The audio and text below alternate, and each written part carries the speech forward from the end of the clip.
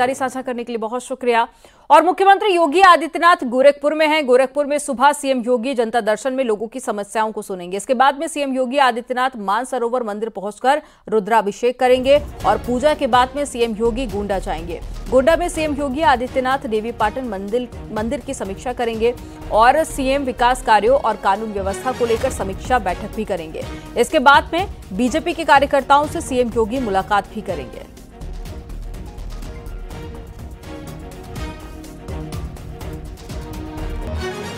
रविवार को सीएम योगी ने समाजवादी पार्टी पर जमकर निशाना साधा। सीएम ने कहा कि पहले माफिया हावी थे, जंगल पार्टी के कारण भय का माहौल था और सूर्यास्त के बाद में लोगों का आना जाना बंद हो जाता था, लेकिन आज आतंक, अराजकता, गुंडागर्दी खत्म हो चुकी है।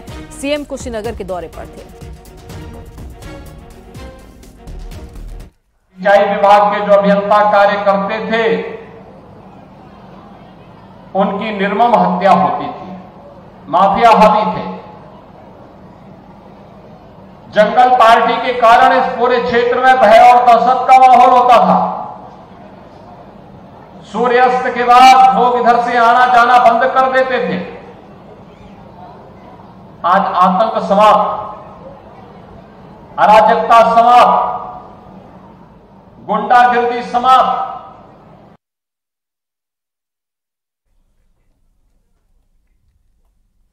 5 अगस्त का दिन मोदी सरकार के लिए बेहद खास है, क्योंकि आज ही के दिन 2019 में जम्मू कश्मीर में नए युग की शुरुआत हुई थी और आज ही के दिन 2020 में लाखों राम भक्तों का सालों पुराना सपना साकार हुआ था। रिपोर्ट आपको दिखाते हैं।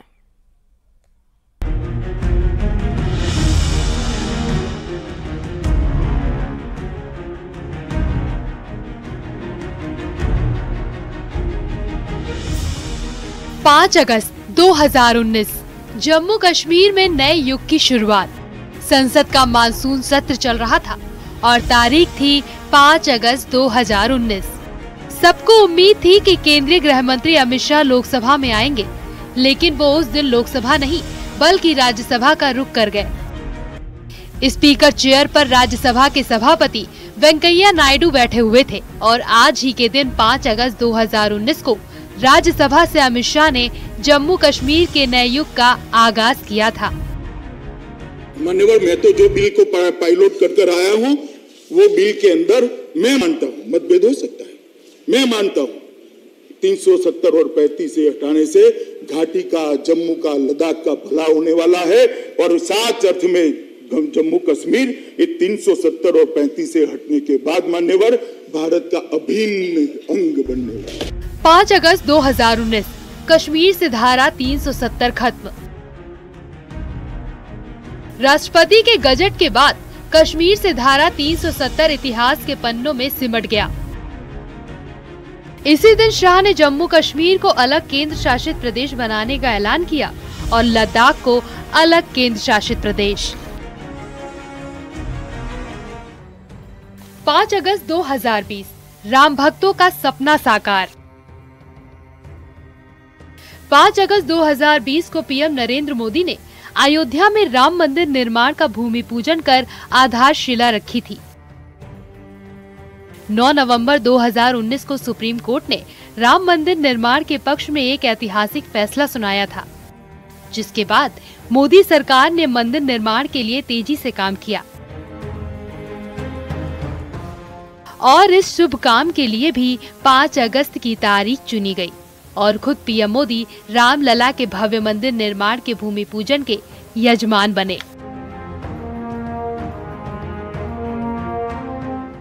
मुझे विश्वास है कि श्री राम के नाम की तरह ही अयोध्या में बनने वाला भव्य राम मंदिर भारतीय संस्कृति की समृद्ध विरासत का द्योतक होगा। मुझे विश्वास है कि यहां निर्मित होने वाला राम मंदिर अनंत काल तक पूरी मानवता को प्रेरणा देगा।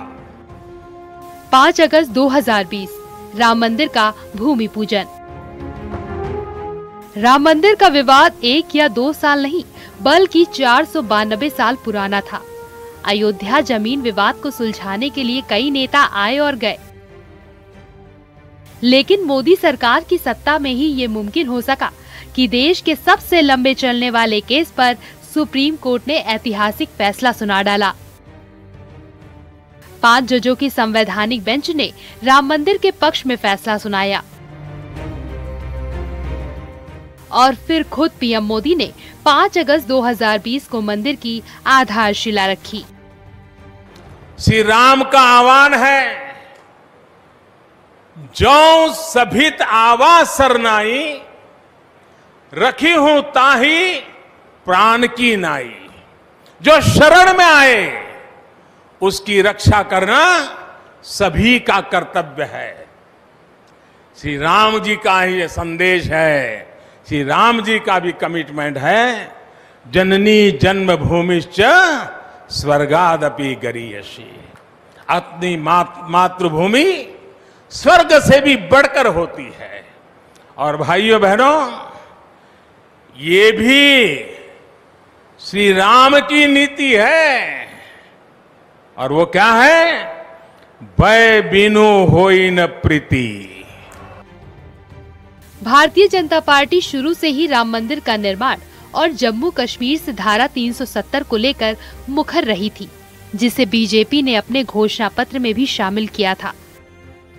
बीजेपी की सरकार बनने में इन मुद्दों का काफी अहम रोल माना जाता है। बीजेपी ने सत्ता में आकर अपने इन 2 वादों को पूरा किया। सबसे अहम बात यह है कि इन दोनों ही कामों को 5 अगस्त के दिन पूरा किया गया और यही वजह भी मानी जा रही है कि मोदी सरकार तीसरी बार सत्ता में आने में कामयाब हो पाई। Bureau report, news 18।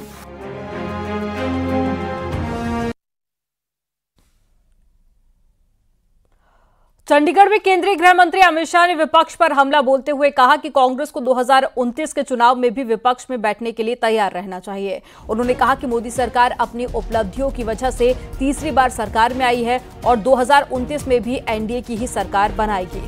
Amit Shah ने चंडीगढ़ के मनीमाजरा में जल आपूर्ति परियोजना का उद्घाटन किया और उसके बाद में शिवालिक गार्डन में जनता को संबोधित किया। ये लोग जो अस्थिरता फैलाना चाहते हैं, वो बार बार कहते हैं कि ये सरकार चलने वाली नहीं है। मैं उनको एक विश्वास दिलाने आया हूं, उनको, विपक्ष के मित्रों को, जनता को तो भरोसा है ही। न केवल ये सरकार 5 साल पूरा करेगी, अगली टर्म भी इसी सरकार की है। विपक्ष में बैठने की तैयारी रखना और ढंग से ऑपोजिशन में काम करने की पद्धति सीख लेना।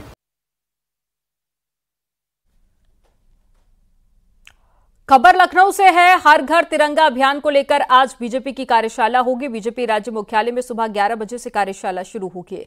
इस कार्यशाला में बीजेपी के प्रदेश अध्यक्ष भूपेंद्र चौधरी, महामंत्री संगठन धर्मपाल मौजूद रहेंगे।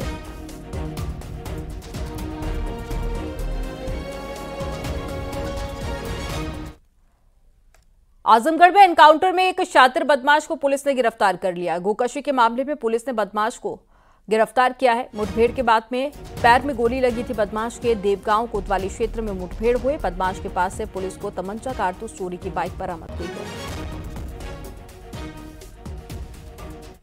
थाना देवगांव क्षेत्र में पुलिस व बदमाशों के बीच में सुबह मुठभेड़ हुई है, जिसमें शाहिद उर्फ करिया नाम के बदमाश के दाहिने पैर में गोली लगी है।